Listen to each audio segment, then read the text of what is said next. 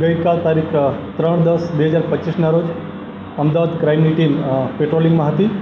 એ દરમિયાન સાબરમતીના નદીના કોતર છે નંદીગ્રામ નાને ચેલડો પાસે, ત્યાં એક ઈસમ છે જેનું નામ અમન ઉર્ફે બાબુ વિનોદકુમાર શર્મા છે.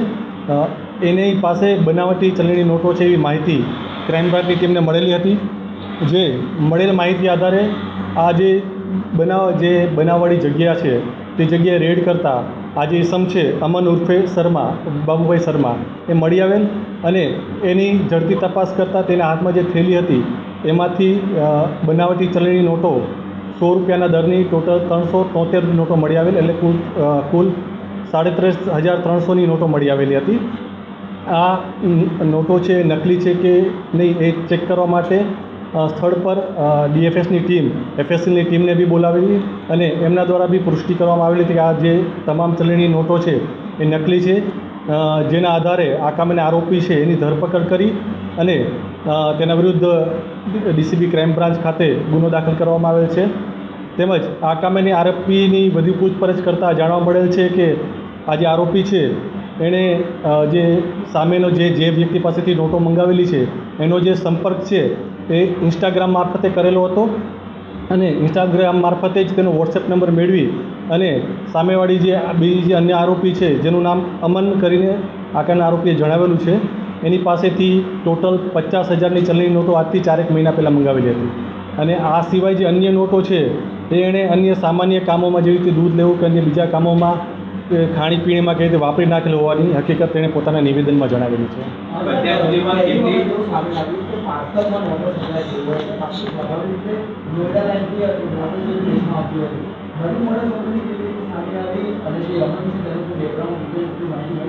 આ કામે જે અમન છે એનો વોટ્સએપ નંબર મળે છે અને એની જે વિગત છે એ ટેકનિકલ રીતે મેળવવાની ચાલુ છે.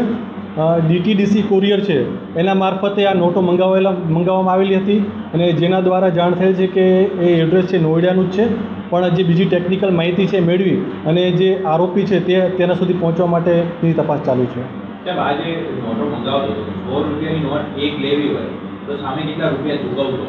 આ કામે આરોપીએ ટોટલ 50,000ની નોટો મંગાવેલી હતી અને જેના પેટે એણે 9,000 રૂપિયા ફોનપેથી ચૂકવેલા હતા.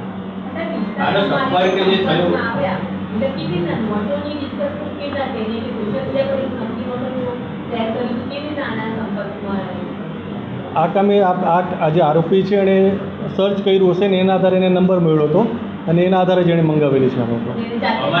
જાતે સર્ચ કરે.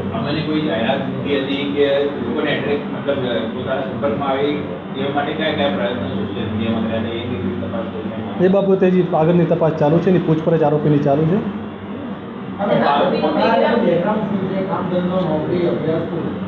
આરોપી જે અમન છે એ 12 પાસ છે અને એના 2 બ્રધર છે અને એના ફાધર છે અને એ બધા સાથે ફર્નિચરનું કામ કરે છે કોબા ખાતે. આર્થિક ફાયદો, કારણ કે એને 9,000 સામે 50,000 રૂપિયા મળે છે અને એ બેનિફિશિયર માટે આર્થિક ફાયદા માટે જેણે આ પોતાનું કામ કર્યું. એમાંથી 33,300 પડ્યા છે 50,000, બાકીના રૂપિયા એણે વાપરી નાખ્યા છે મોજશોખ માટે.